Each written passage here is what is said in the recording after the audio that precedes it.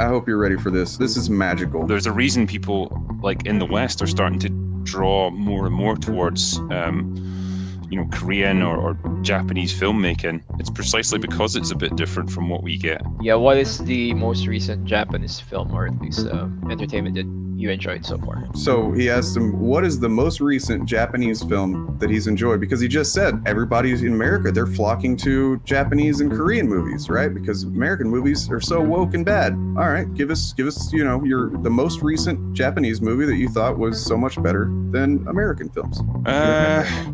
What am I thinking of? See, a lot of them would be older ones, like Old Boy, for example. I really enjoyed that one. I know it's not Japanese, but yeah, probably stuff like that. Crouching Tiger, Hidden Dragon, I really like that. I know it's like Chinese, I think. But yeah, like it's.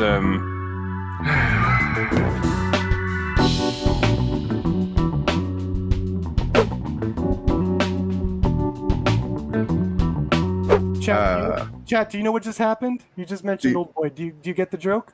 Explain it to me. So, Old Boy is this classic Korean film.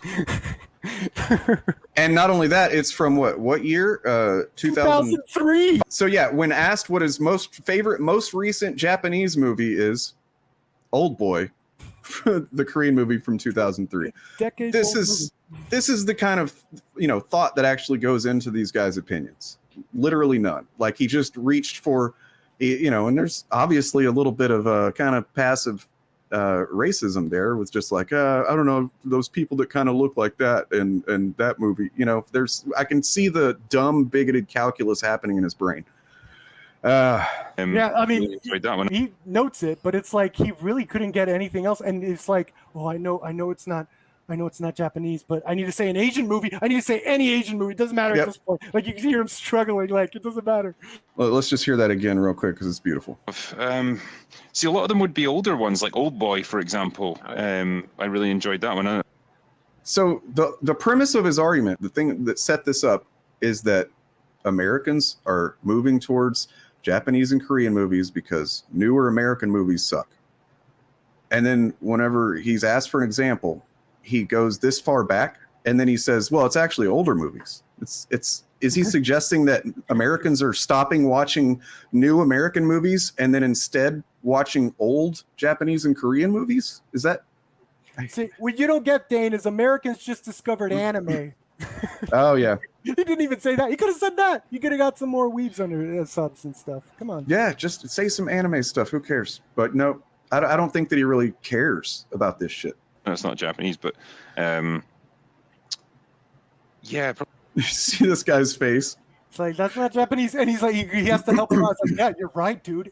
He's trying not to be rude, but you can tell he's like, oh, that was a pretty stupid answer. Oof. Yeah, probably stuff like that. Crouching Tiger, Hidden Dragon. Cringe. Oh my God. It's Chinese, guys. It's Chinese. From 2000. He went older. He went farther back.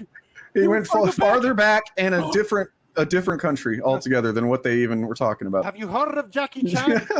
He's an up and comer. He's the newest Asian. He looks Asian. He's the newest Japanese star, Jackie Chan. Yeah. I'm pretty sure it was Asian. Jesus Christ. Really like that. I know it's like Chinese, I think.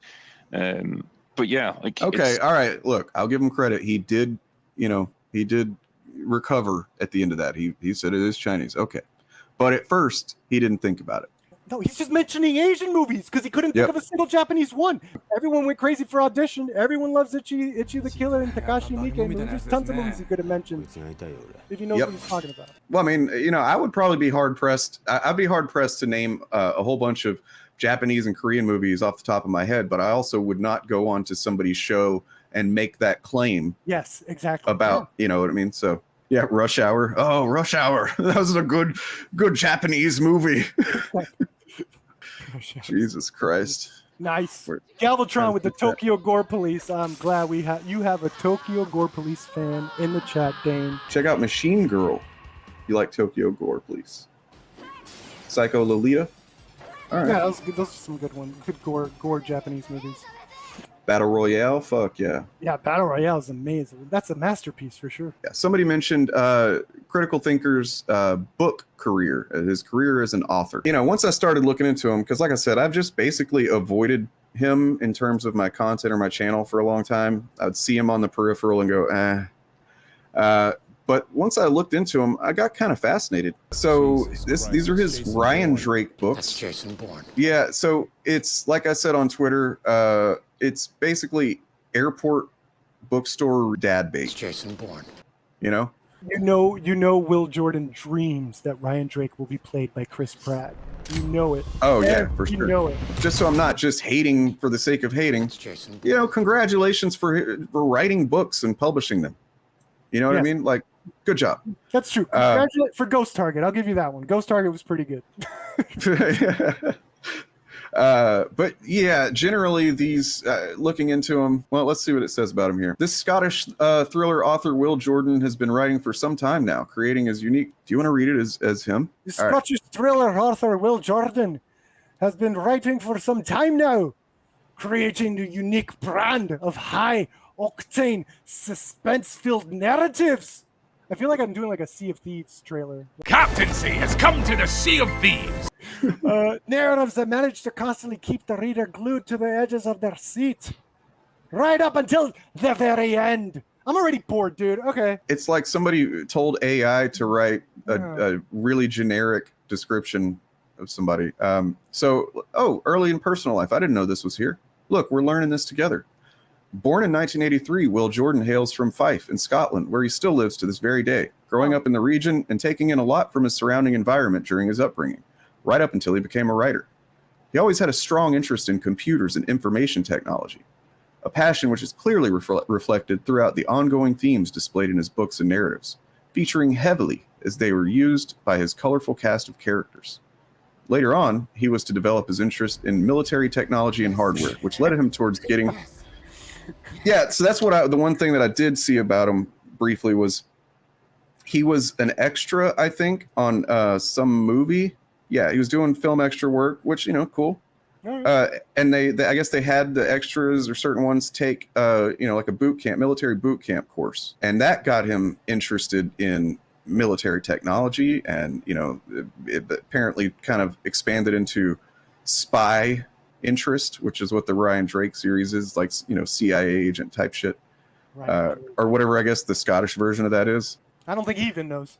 Yeah, I doubt he does. From what I've heard of some of the criticism I've seen, it's like he doesn't really have a good idea about the material that he works with, like types of guns and how many, you know, how much ammo they hold and stuff like that. Like he's fucked up on that type of stuff in his novels. Yeah, you could do that in a movie, but not a book, dude. But yeah, it really is like Tom Clancy, just knockoff shit, right? Like, here's one. Something to die for. Oh, wow. Look at that cover. This is how it ends. No running. No second chances. He's in shadows. He's in his tank top because guys, just spies walk around at the Washington Monument with their gun out in tight jeans and a tank top. That tank top thing that the Red Letter Media talks about with every terrible movie. Oh my God, that's true. The black tank top. At one point, he has a black tank top on to show off his... Just like Getaven. Just like Getaven. If this is like a thing where there's a delusional director who thinks they're a badass... Something about black tank tops. And then black tank tops is also a thing. It's some kind of, like, mental problem. That's a reoccurring, like, diagnosable problem. I wonder. Like, the psychologist is, like, sitting there like, do you often wear a black tank top during your films? Neil Breen wears black tank tops. Yeah. Yes. Yeah. Neil Breen wears black tank tops. Okay. We have a pattern now. We have a pattern now of delusional behavior by these fucking weirdos. At this point, it's a theory, and we're calling it the black tank top theory. He's doing the book version of the worst type of movies. Yep. The black tank top curse lives on in book form. And you just know that he sees himself in Ryan Drake. You know, like it's a male power fan. No, nothing wrong with that. I'm working on some narrative, some fiction right now, and I try to put a little bit of myself into different characters. That's just natural. You know, makes for more interesting characters. Yeah. But I just bet that he sees himself like 100% in this guy. Well, after the boot camp, what else? Like, he found himself. Here's the cover of his new book, and see, he hasn't even announced this yet. I'm announcing this for him. This is an exclusive on Actual Fandom. Critical Drinker contacted me, and he said, "I hear you're going to talk about me." No, I can't. Mine turns into Schwarzenegger really quick. But yeah, he gave me a sneak peek at the cover of his next book, Chode. It's a Critical Drinker thriller. He looks, yeah, it's like one of those like you find in Amazon Prime, faith-based movies. It's 2025. The world as we have known in 2020 does not exist anymore. The virus changed the world, and communism is all over the place. A global world language developed. Meetings are illegal. Traveling is illegal. And Christianity is illegal. I can't do the most important thing of my life. To believe. I won't give up the fight. Neither will I. I want to make a difference. I want to change the world we're living in. And I want to make Jesus be glorified again. So let's look at some of the synopsis from the Ryan Drake series. Which, by the way, fucking generic, stupid name. Ryan Drake. It's like evocative of Jack Ryan, and also what was the name from Uncharted? Let's see. So this is Betrayal, 2015. Book 3 of 9. Former soldier and elite CIA operative Ryan Drake. It really is just like those movies, those dad vanity movies, right? Where it's like, he's an elite guy. Former soldier, and he's retired, and he's sucked back in. I love how specific they get into this one. He's like, he's heading out for dinner. It's like when he witnesses a sniper attack, because that just happens randomly. I don't understand why you are so. Oh, when you're betrayed, Dane, you're going to be betrayed by sniper rifle, probably. True. He's done the research. A motorcade full of Russian Federal Security Force members in Washington for a top-level conference with their U.S. counterparts has been ambushed. Many have been killed, and worst of all, Drake discovers that the leader of the strike team was Anya, the dangerous and enigmatic woman he once risked everything. All right, I'm bored. To Next protect. book, I'm bored. Drake cannot believe her capable. Okay. Do Ghost. Where's Ghost Target? That's my favorite. Ghost Target. I hope the sequel Ghost Puncher comes out soon. See, this one's kind of, the name's a little bit more interesting. It's still cliche as fuck, but at least it's not just like one word that could also be the name of a romance novel. Which, by the way, that's what this stuff is, in case you don't know. You ever seen those trashy romance novels? Yeah. Maybe some of your mom reads them or whatever like that. This is that for men. It's the male power fantasy equivalent of the woman reading romance novels because her love life is completely unfulfilled. And make no mistake, unlike these guys, we're not wishing this didn't exist. We love that this exists. No, it's amazing. This is probably someone's guilty pleasure. Everyone deserves their guilty pleasure, Yep. And that's fine. Yep.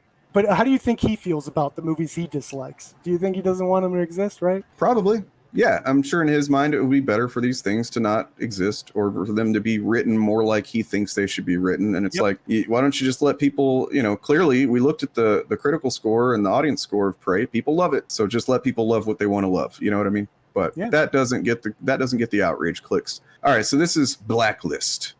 Yeah. 2019. With no money and no prospects, hacker Alex Yates' life is going nowhere until he is given a lucrative but dangerous offer. £100,000 to breach the Central Intelligence Agency's network and recover a file known as the Blacklist. All right, I'm bored. Next one. Yep, dude, it really is just like you take a bunch of spy tropes and you throw them in a fucking random generator and then you get this. Special Forces, asshole. Not a good night to be a bad guy, is it? Where's the one where he gets kicked out of the group? Where's that? The one where it's probably the one after where he goes rogue. Okay. Yeah, you gotta have that one. Yeah, okay. And then the one after that is whenever his CIA handler turns out to be the bad guy. Whoa! Didn't see that coming. Nobody did.